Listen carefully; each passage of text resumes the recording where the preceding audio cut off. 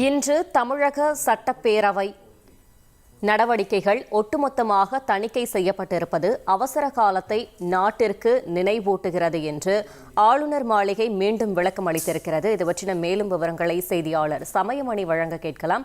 சமயமணி, வணக்கம். ஆளுநர் மாளிகை மீண்டும் அளித்திருக்கும் விளக்கத்தில் என்ன தெரிவித்திருக்கிறது? முழு விவரங்கள். வணக்கம். 2025 ஆண்டிற்கான முதல் சட்டசபை கூட்டத்தொடரானது ஆளுநர் உரையுடன் இன்று தொடங்குவது வழக்கம்.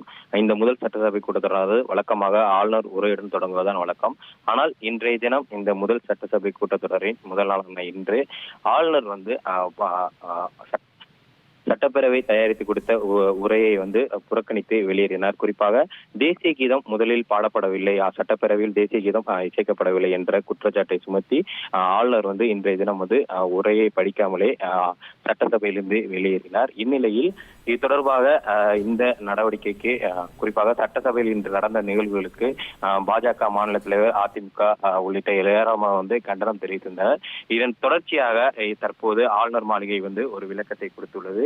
சட்டசபையின் இன்றைய நிகழ்வுகள், அதாவது இன்று தமிழக சட்டசபையின் நடவடிக்கைகள் ஒட்டுமொத்தமாக தணிக்கை செய்யப்பட்டிருப்பது அவசர காலத்தை நாட்டுக்கு நினைவூட்டுவதாக தமிழ்நாடு ஆளுநர் மாளிகை சார்பாக செய்தி குறிப்பானது வெளியிடப்பட்டுள்ளது. குறிப்பாக இது தொடர்பாக தமிழ்நாடு ஆளுநர் மாளிகையின் அதிகாரப்பூர்வ எக்ஸ்தல பக்கத்தில் வெளியிடப்பட்ட எக்ஸ்தல பதிவில் தமிழ்நாடு மாநில சட்டப்பேரவை நடவடிக்கைகள் ஒட்டுமொத்தமாக இன்றைய தினம் தணிக்கை செய்யப்பட்டிருப்பது அவசர காலத்தை நாட்டுக்கு நினைவூட்டுகிறது எனவும், மக்கள் குறிப்பாக தமிழ்நாட்டின் மக்கள் பேரவையின் உண்மையான நடவடிக்கைகளையும் அதில் உள்ள மக்களின் பிரதிநிதிகளின் நடத்தை ஆகியவற்றை அறிவதிலிருந்து இன்று விலக்கப்பட்டுள்ளனர் என்றும் ஆளுநர் மாளிகை தரப்பில் குறிப்பிடப்பட்டுள்ளது.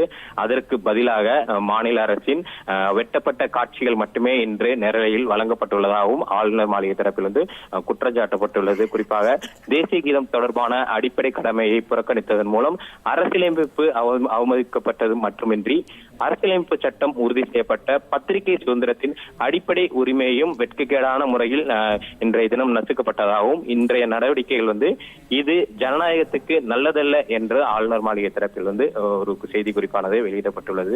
ஒட்டுமொத்தமாக இந்த நடவடிக்கையை பொறுத்தவரைக்கும் தமிழ்நாடு மாநில சட்டப்பேரவையின் நடவடிக்கைகள் தணிக்கை செய்யப்பட்டிருப்பது அவசர காலத்தை நாட்டுக்கு நினைவூட்டுவதாக ஆளுநர் மாளிகை தரப்பில் குற்றம் சாட்டப்பட்டுள்ளது.